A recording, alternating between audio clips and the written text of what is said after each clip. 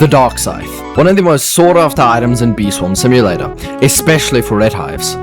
But the materials can be quite daunting. Not to worry, it's not actually as bad as you might think. If you do enjoy this video, please like and subscribe. It helps the channel out a ton, more than you could ever imagine, and it only takes like 10 seconds of your time. You don't have to, it's up to you. But at 1,200 subs, which we are like so close, I'm gonna be giving away a free baby voucher to one of you, and probably even more after that. So even if we do hit 1,200, please still subscribe, because I'm gonna be giving away a lot more than just the baby voucher.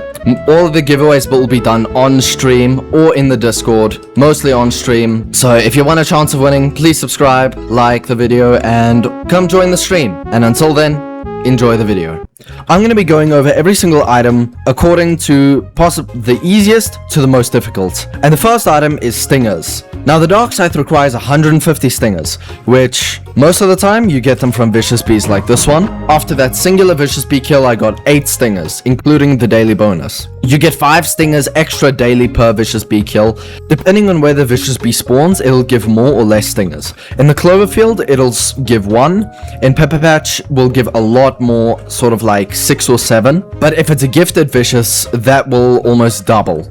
Another way to get stingers is by planting planters in the cactus field. I mean, you'll get maybe 1 or 2 stingers. If you have a heat-treated planter, I'm pretty sure you can get around 10 stingers if you plant it here.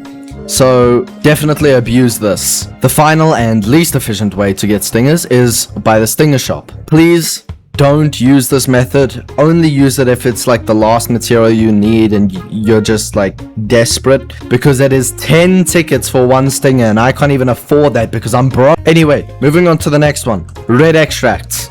Now the red extracts, you need 75,000 strawberries to be able to craft, and that is a lot of strawberries. So I recommend, if you do macro, which I hope you do, otherwise you're going to be at a serious disadvantage, macro in strawberry field. And if you have revolution macro, use AI gather and set the loot token priority to the max. You'll get around maybe 3,000 strawberries per night with this method, and others find sprout parties, find people who want to do sprouts, maybe even pay people with stickers to spawn sprouts for you. But those are really the only methods to get strawberries. If I'm missing any, please. Oh right, yes, bug runs. Bug runs are very important, and use like your red planters. It's the best ways to get red extracts. The third item on the list is the hard waxes. Hard waxes are easily obtainable through rare or higher puff shrooms, or by crafting them with 3 soft waxes, 3 enzymes, 33 bitterberries, and 33 royal jellies. Which, to obtain soft wax, you can either craft it like this, or do puff shrooms. Speaking of puff shrooms, the caustic waxes. Caustic waxes are the most difficult item to obtain in my opinion because of the sheer requirements. It is 50 caustic wax, which, I mean, that's ridiculous. 1 caustic wax requires you to have 5 hard waxes, 5 enzymes, 25 neon berries, and 5,000 royal jellies. That is quite expensive, so I would not recommend crafting them. But if you do have the resources, you might as well craft them. The best ways to get them is like using the planter method, which I'll put on screen now, where you can get caustics from certain planters. Most of them have a 1-month cooldown though, so just be wary of that.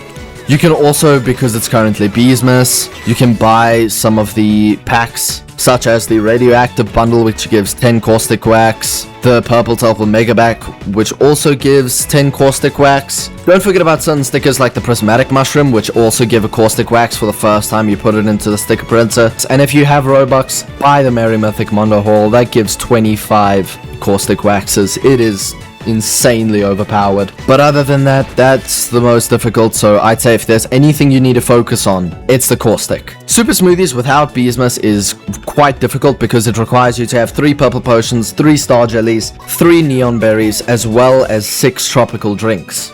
But with Beesmas, it's pretty easy because it requires you to have 500 of them for 50 super smoothies. But once you get this, if you haven't already, go check out my gingerbread pear guide.